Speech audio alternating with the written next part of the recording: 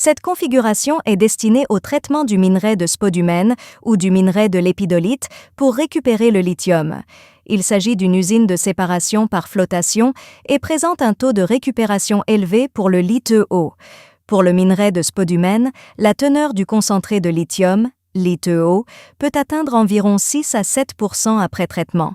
Pour le minerai de l'épidolite, la teneur en concentré de lithium, LiTeO, peut atteindre environ 4 à 5% après traitement.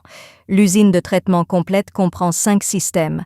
Un système de concassage, un système de broyage, un système de flottation, un système de filtration des concentrés et un système de récupération des résidus.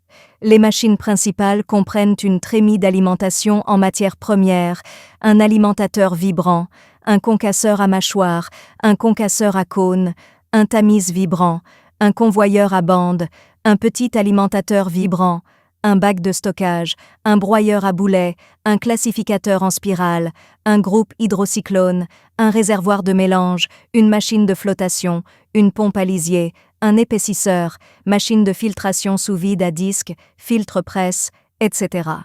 Système de concassage. Un alimentateur vibrant sert à alimenter de manière stable et uniforme les matières premières, inférieures à 425 ml, au concasseur à mâchoire primaire. Le système de concassage comprend des concasseurs à 2 étages, notamment un concasseur à mâchoire et un concasseur à cône. Le concasseur à mâchoire est destiné au concassage primaire des grosses pierres de moins de 100 mm, puis la sortie du concasseur à mâchoire ira au concasseur à cône pour le concassage secondaire.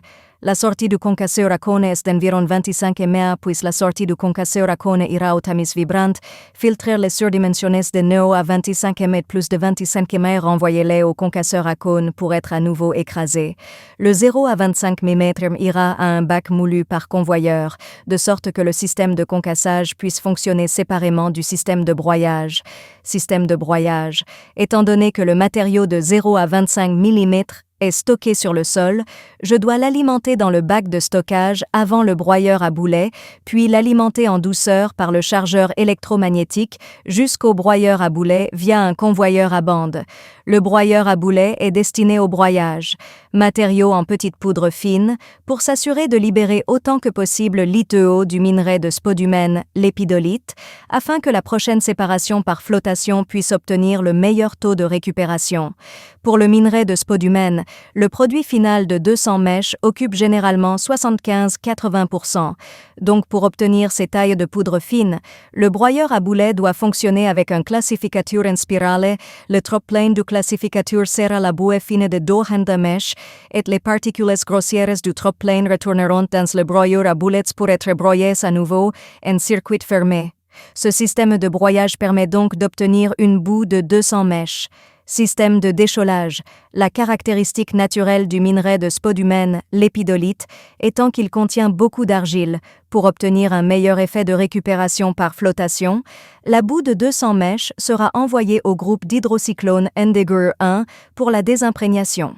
Une première fois, le sous-écoulement s'écoulera dans le réservoir de mélange, le trop-plein sera collecté dans un réservoir et envoyé au groupe d'hydrocyclone numéro 2 pour récupérer le lithium. Le trop-plein du groupe d'hydrocyclone numéro 2 sera de la boue d'argile résiduelle et s'écoulera naturellement dans le réservoir de résidus.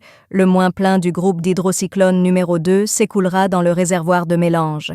Système de flottation. La boue de 200 mèches est complètement mélangée avec des produits chimiques dans les cuves de mélange, puis elle est acheminée vers les machines de flottation. En même temps, je dois ajouter les produits chimiques appropriés dans la machine de flottation pour séparer le LiTeO. Le processus de flottation comprend une séparation primaire pour obtenir du minerai concentré et des résidus.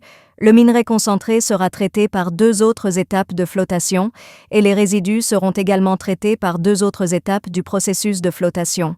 De cette manière, on peut augmenter le taux de récupération du LiTeO et obtenir une teneur en LiTeO aussi élevée que possible. Ainsi, après le processus de flottation, j'obtiendrai finalement du LiTeO à haute teneur. Le système de flottation peut être ajusté en fonction des conditions réelles du matériau. Système de filtrage du minerai concentré. Après avoir obtenu le Li2O pour concentrer le minerai du système de flottation, il est avec de l'eau. Il doit donc être déshydraté car la taille des particules est très petite, fine 200 mèches. Utilisez donc d'abord un épaississeur pour épaissir le concentré, augmenter la densité, puis utilisez une machine à filtre à disque sous vide pour filtrer l'eau et sécher le minerai concentré de lithium. Système de récupération des résidus. Après traitement dans le système de flottation, les résidus s'écouleront vers un réservoir de résidus et seront pompés vers un épaississeur pour les précipitations. Le sous-verse est concentré en résidus de densité plus élevée qui peuvent être envoyés à des machines à filtre pressées pour filtrer l'eau, enfin obtenir résidus secs et peuvent être transportés. L'eau de l'épaississeur et du filtre sous vide peut être réutilisée dans les usines de transformation. Cette usine de traitement par flottation de minerai de spodumène, l'épidolite, est très efficace pour récupérer le lithium, Li2O. La conception de l'usine peut être personnalisée en fonction des conditions de capacité des minéraux rocheux et des exigences du client.